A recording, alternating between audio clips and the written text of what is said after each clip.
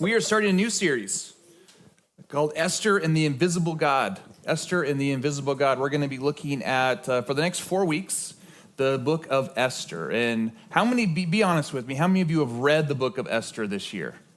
Oh, good. This year, Gary, don't cheat. This year, 2025. How about, okay, all right, good. Pastors, I'm not surprised by that, actually. What about 2024? Did you guys read it last year? All right, you guys do your one-year Bible plans, and that's probably what it was, right? It's been a little while for me before I started for this series. I'm not going to lie. I think it'd been a little while since I really discovered this. And in fact, I've been pastoring now for 10 years. This week is the 2-year anniversary of me being here, which is kind of cool. Yeah, well, thank you. I'm glad there's not a lot of booze. That's good. I'm sure somewhere else there is. But 10 years of ministry, and I don't think I've ever, I know this, I've never preached through this book before. And so as I started studying this and reading this over the last month and a half, I became almost obsessed with this book. I think there is so much here, and so much there that is often not even talked about, which is kind of blows my mind. And I think we get an idea of the Esther story, and we kind of think of maybe this is the Bible princess story, right? We have these kind of Disney princess kind of feelings around Esther at times. But I think it's actually pretty far from that. And I think it's a complex story. It's a very complex story because reality is complex, isn't it?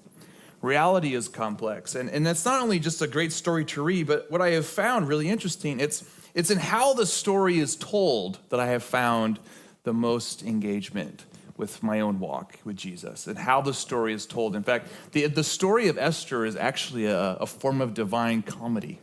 I don't know if you ever thought about it this way, but it's actually a comedic book.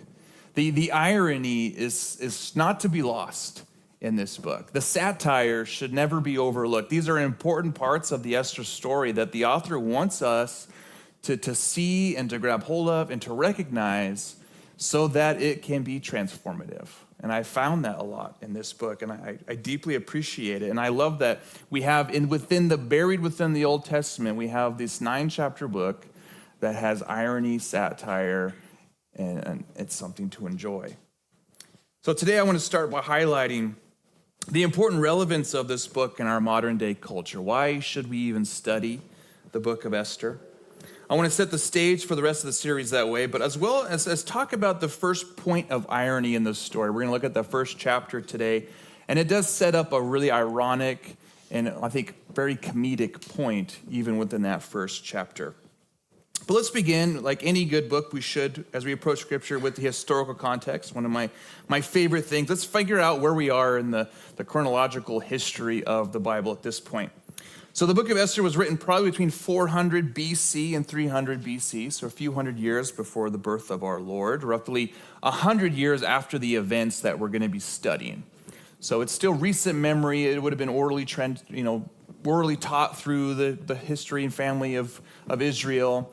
But by the time they're writing it, it's about 100 years after these events. And the setting is the Persian Empire, which is the place of within the Persian Empire is the capital, Susa.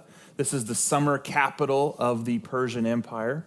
And the Persian Empire was vast. In fact, I even have a map I want to show you. This is about as big as they come for the ancient world.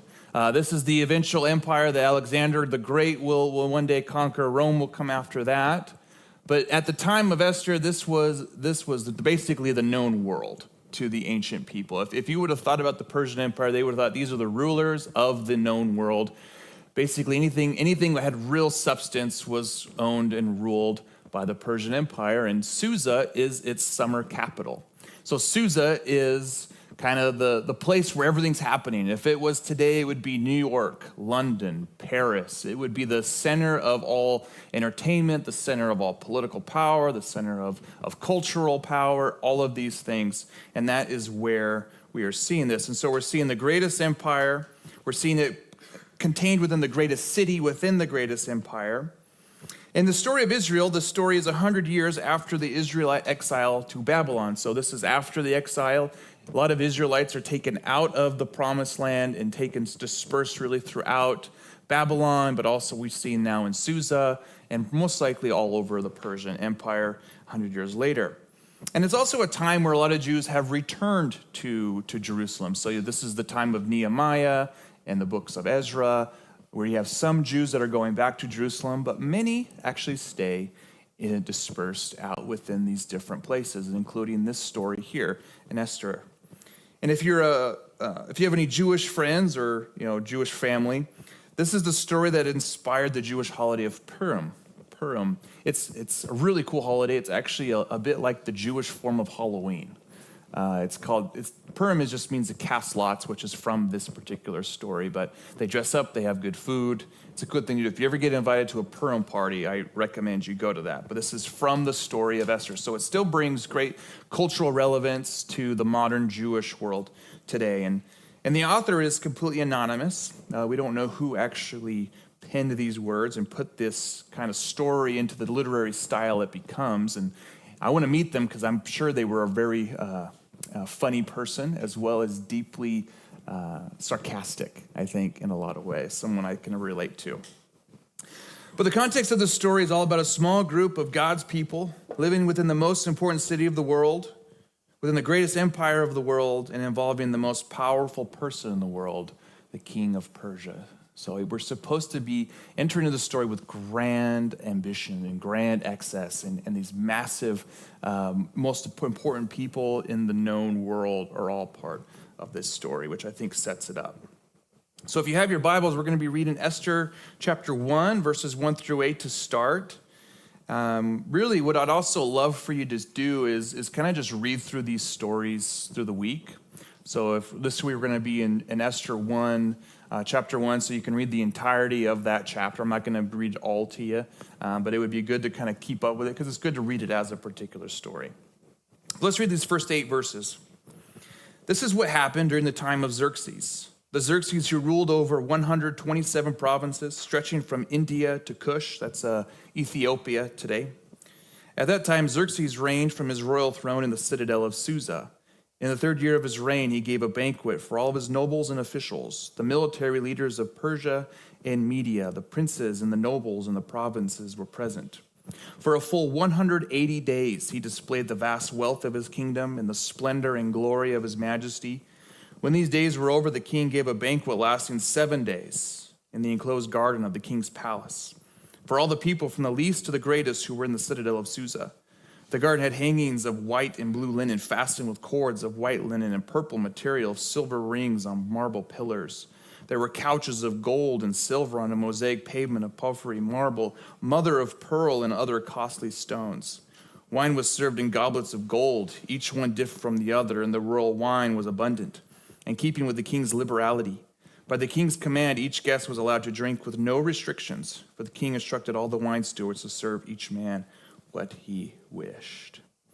So it's interesting. This is how the author decides to introduce the story that he's about to introduce here. And it makes me think this is a very relevant story for today in this way of looking at it. And I think this is why I want to start this way is Esther is being introduced, the story of Esther is being introduced into a world of great wealth and grand excess.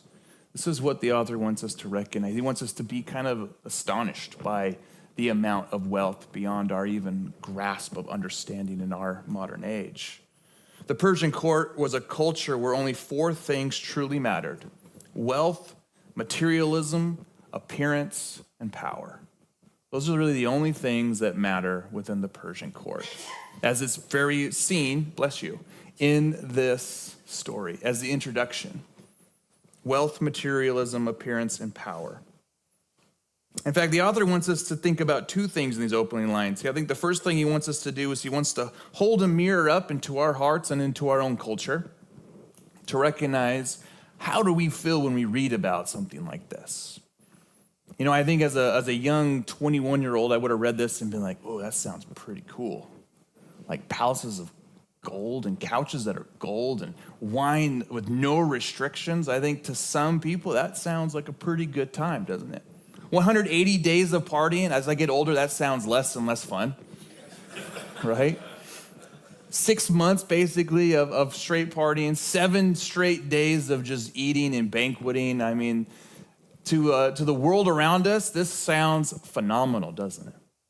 To the ways of most people and the ways of the world, boy, that sounds like the life to be had at the Persian court. So I think there's a part of us that holds like other ones hold a mirror into our own ideas and cultures around us.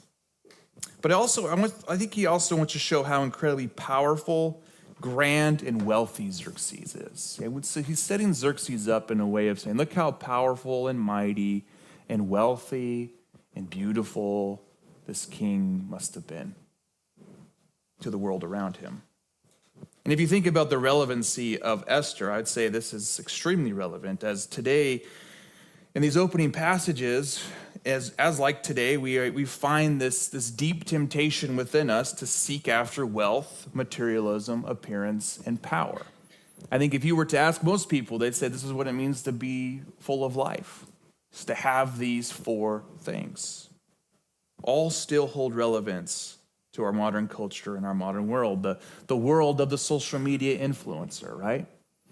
The world of how your worth is carried by how many followers you have, the beauty of your content, and the number of people who look to you for influence. Very relative to our world today. In a world where we are trained to believe what we must have, the greatest devices, the best cars, the best homes, the best positions of influence, all are so significant for us. How many times, and I'm not trying to guilt anybody here, I'm just speaking of my own conviction. How many times do we hunt on Zillow for that perfect house? Okay, yeah, you do it too. I know you do. As you look and you see what can I really obtain someday around these types of things? The world where wealth, materialism, appearance, and power are all seen as this idea of winning in life. I think that the Persian court would have very much appreciated how the world views, or how people view the world today. I think they would have been like, yeah, that's exactly what we thought. Xerxes would have been the greatest Instagram influencer of his day. Most men would have wanted to be him, and most women would have wanted to be with him. He was the most powerful and wealthiest person in the known world, and that's exactly how we're supposed to think about him in these opening verses. And for the Persian king, these were tools that he used to manipulate his subjects to believe in and be inspired in his greatness. This was a very normal thing to do for rich ancient Near Eastern kings, and I think people still do. If you go to Saudi Arabia today, you watch some of the political things. What do the Arabian princes usually do? They take you to a grand palace. They walk you through. They want you to kind of be astonished and amazed by the wealth and the power and the number of soldiers. And there's always things that this is not new. This has been around longer than 2,000 years, much longer, older than that even.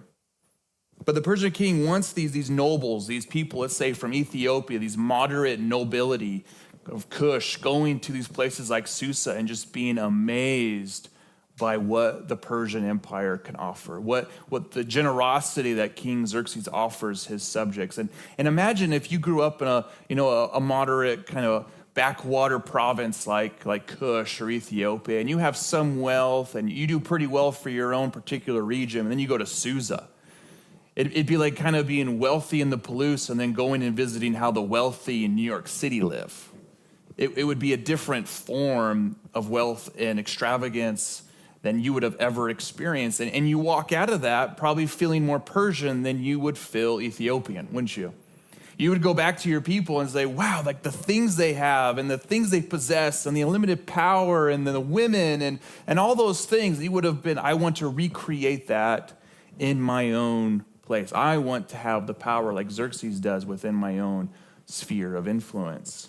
It's exactly what Xerxes is doing, exactly what other ancient Near Eastern powers did. They use these things that people desire and they manipulate them for their own good and own agendas. In the same way, we're easily manipulated into believing that these things will somehow make us great too.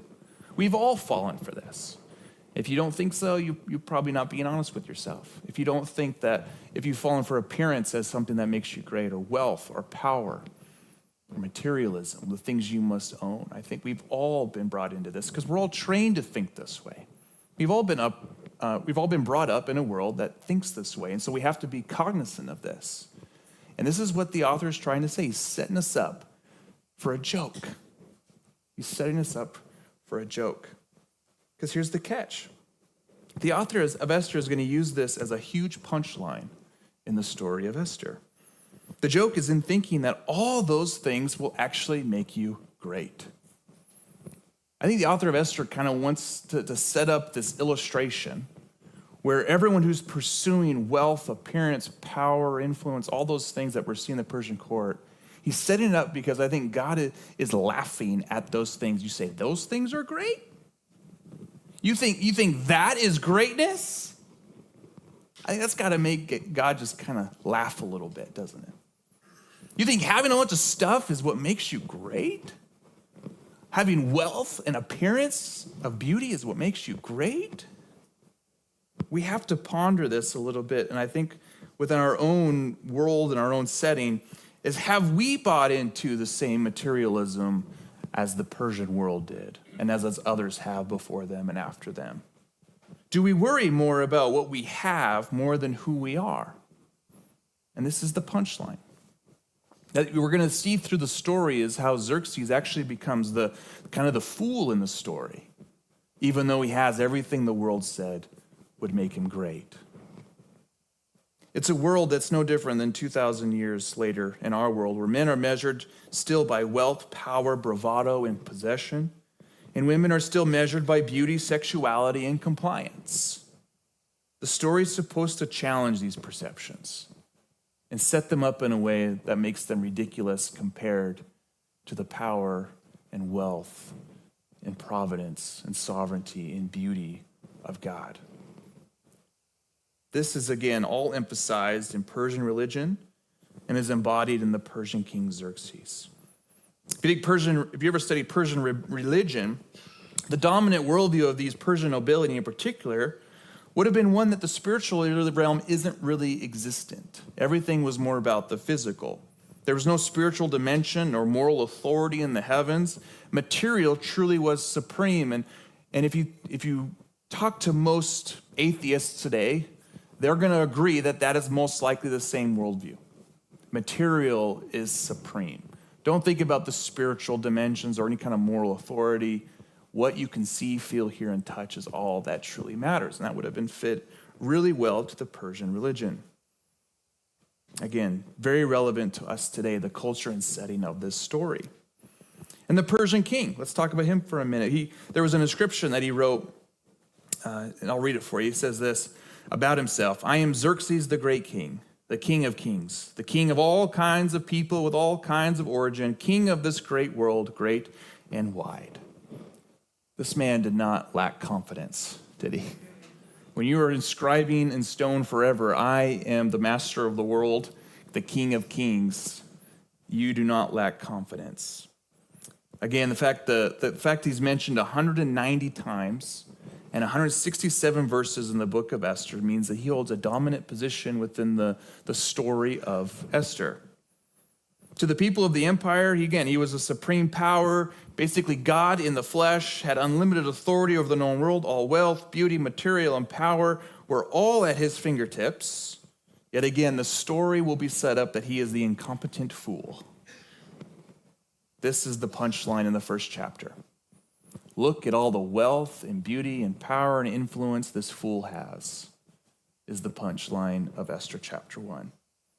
He has everything that seems to make one great in this world, yet he is anything but great. The original audience understood this, reading this 100 years later, knowing the story of Xerxes.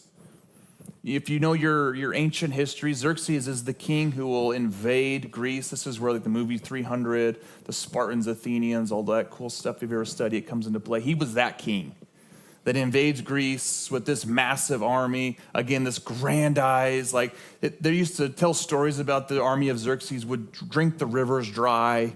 These million men, just beyond comprehension for anything in the ancient world. And they are defeated by these backwater city-states called the Greeks. In fact, he's assassinated not long after that because of this grand failure. And so there is also a poking at Xerxes, I think, 100 years after this, saying he's also an incompetent military leader as well. But again, at the time of the story, he's this super powerful, grand ruler of the greatest empire in the world. In fact, the greatest one in the story, and you may or may not know this about this book, the greatest one in the story is never mentioned once. 190 times we have Xerxes mentioned, but the greatest in the story is never mentioned once. God is never mentioned one time in this book. That we have a book of the Bible where God's name is not even spoken of, not even referred to in the entire 9 chapters of this book. And again, this is a huge, important part because it's basically saying is you have this grand fool who is spoken of a lot, yet the greatest in the story is silent and hidden, but is in full mastery of the entire situation that takes place. Now, if that doesn't just proclaim and resound the power and sovereignty of our God, I don't know what else does. That he doesn't even need to be named for him to actually be the one who is using and working through this entire story at large. Again, it's a big part, I think, of the genius of this author, but also the irony that's found in this, where you can have someone like Xerxes named so many times and God himself isn't named one. This is why we call the series Esther and the Invisible God. Because the whole time you're wondering, where is he? When's he going to come in? When's he going to do something, right? But in fact, we read about the entire story. He was there working the entire time, which I think is a pretty cool part of this book. He is the main character of the story, but doesn't have any lines. That blows me away about this book. Esther's a story where we see a providential God working in ways and situations for the good of his people, but remains hidden and silent, where things that appear inevitable are reversed silently. A story where people appear perfect, but in reality, their characters are revealed, where appearances are not all of what they seem. All important parts of the trend of Esther. And I want to tell you this, just because God is silent and it seems hidden in our situations, it doesn't mean he isn't working behind the scenes. And that's exactly what Esther is all about.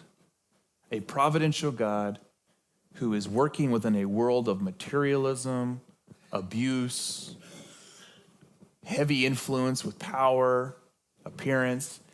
And our God is working in that dark, depraved world for the good of his people. And it makes you think, so often we look in our own world today and we think of the modern world and we're like, oh, how could God ever work in a world as corrupt and depraved as this? Well, that's exactly what he has always done. Nothing is too large, too big for him to not turn the gears behind the scenes, hidden, silent away for it to work out for his own purposes.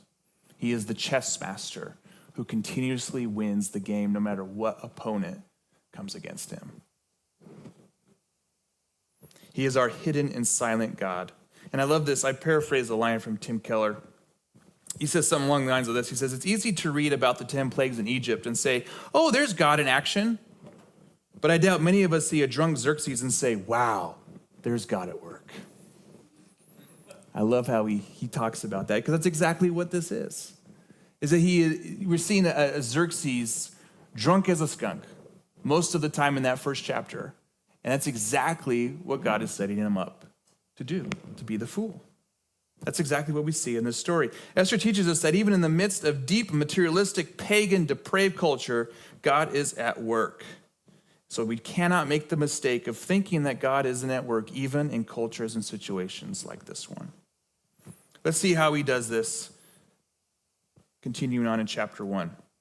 Verses 10 through 12, it says, on the 7th day when King Xerxes was in high spirits, I guess I don't have to explain what high spirits means, from wine, he commanded the 7 eunuchs who served him, I'm not going to read their names, you can go back and read those, to bring before him Queen Vashti, wearing her royal crown in order to display her beauty to the people and nobles, for she was lovely to look at.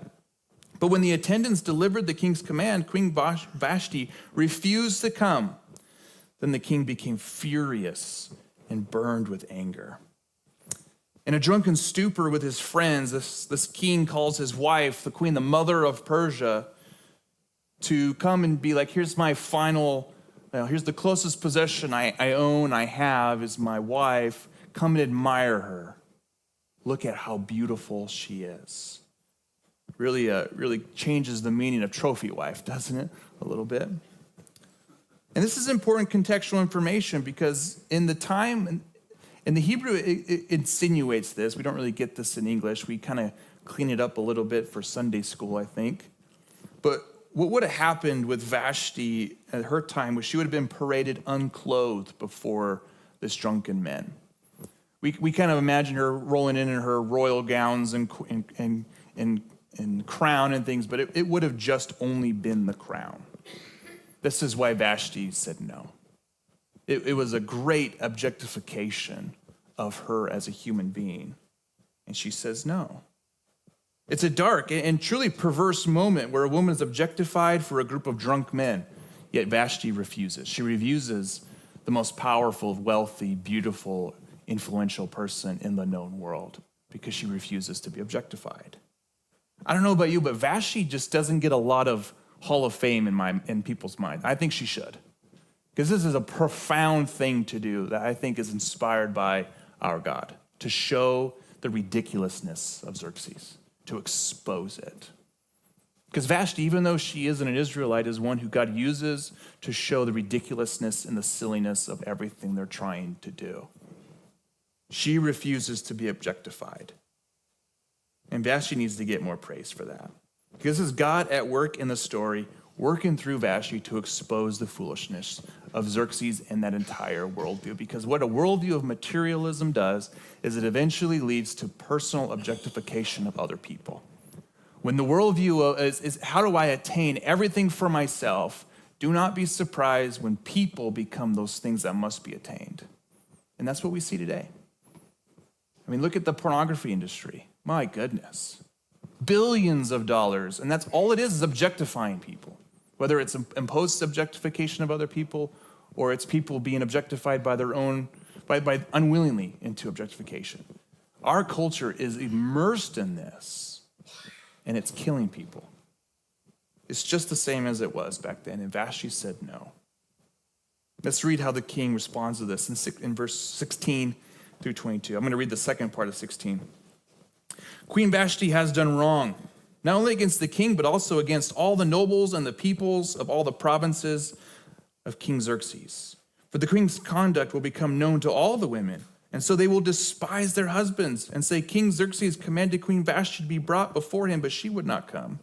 This very day, the Persian and Median women of the nobility who have heard about the queen's conduct will respond to all the king's nobles in the same way. There will be no end of disrespect and discord. You can see the fear. Oh no, our wives are all going to do this too, right? Verse 19, therefore, if it pleases the king, let him issue a royal decree and let it be written in the laws of Persia and Media, which cannot be repealed, that Vashti is never again to enter the presence of King Xerxes. Also let the king give her royal position to someone else who is better than she. Then, when the king's edict is proclaimed throughout all this vast realm, all the women will respect their husbands, from the least to the greatest. The king and his nobles were pleased with this advice. I'm sure they were. So the king did as Memucan proposed. He sent dispatches to all parts of the kingdom, to each province in its own script, its own people, and their own language, proclaiming that every man should rule over his own household using his native tongue. So because of Vashti's stands against being objectified here, it leads to obviously this paranoia, this legislation. Well, we got to legislate this out, right? We got to make sure this doesn't happen again. If the mother of Persia could disobey the king, all the women will start disobeying everyone.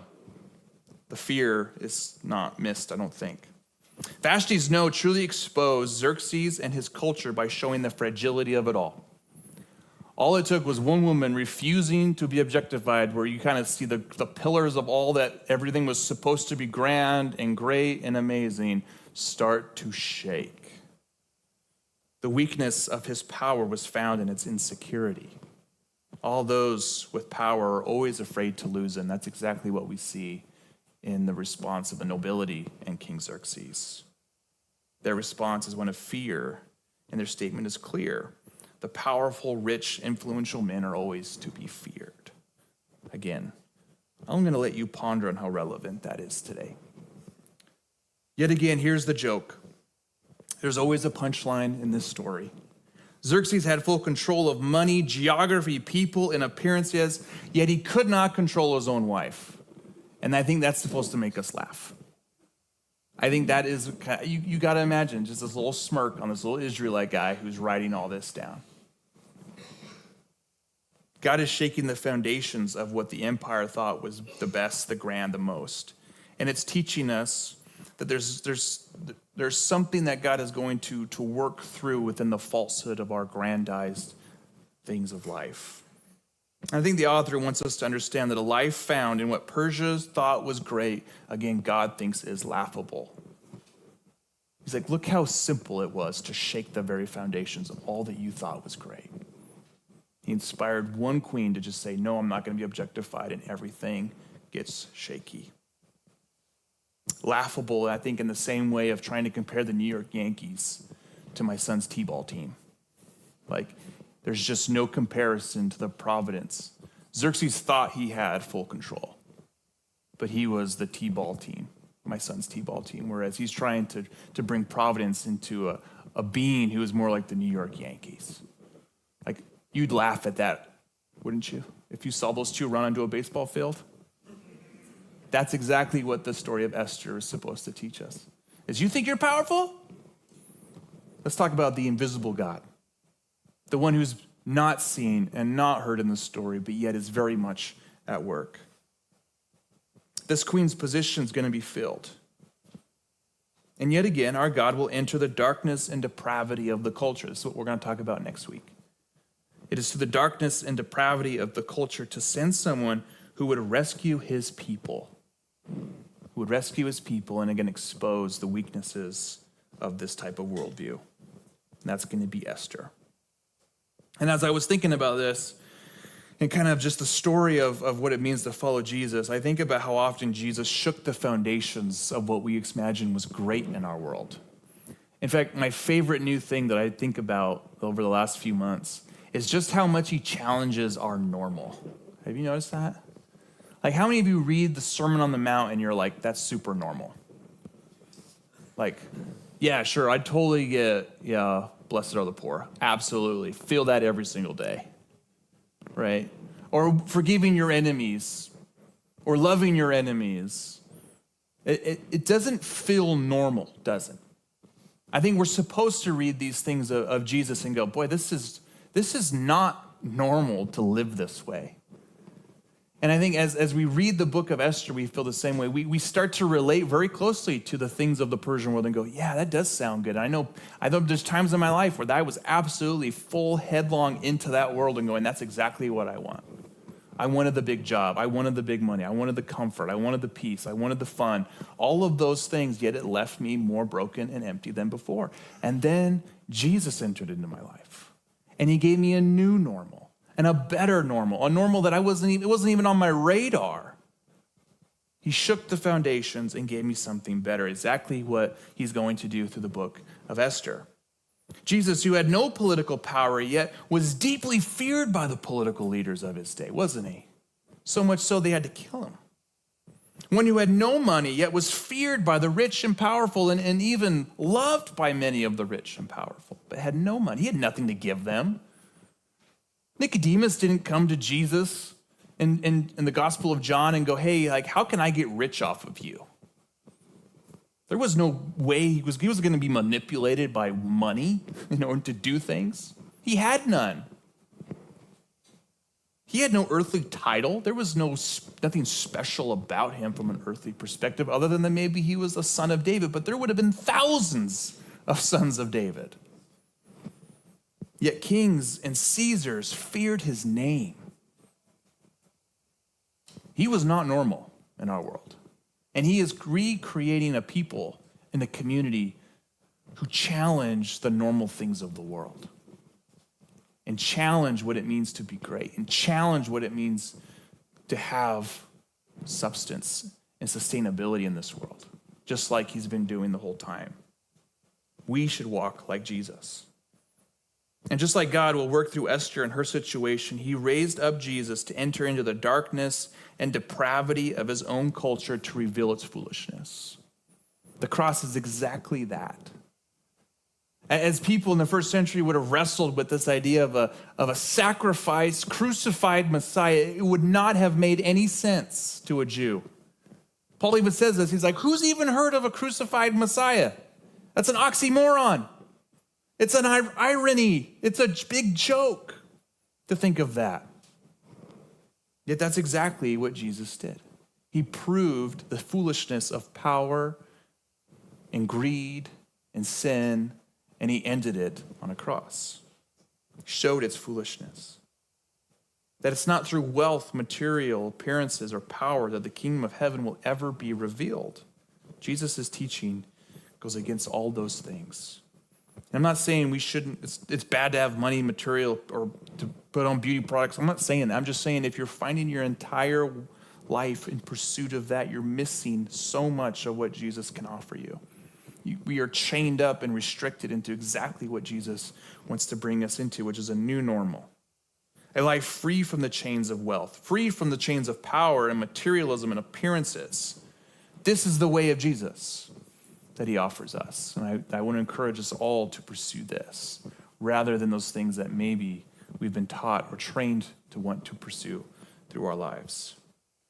In following Jesus, we find what our souls truly crave, which is peace, truth, and a way of life that frees us from the constraints of materialism and sets us up to be fools in a running joke that God's been doing for 2,000 years against the same things. Don't live a life like Xerxes, but to live a life with the invisible, hidden, and silent God in the story who's bringing about the promises and goodness of his own will. Don't fall for the temptations that capture Xerxes' subjects to himself, manipulates them into doing what he wants. But instead, see through it as God reveals the foolishness of a life spent trying to attain such things.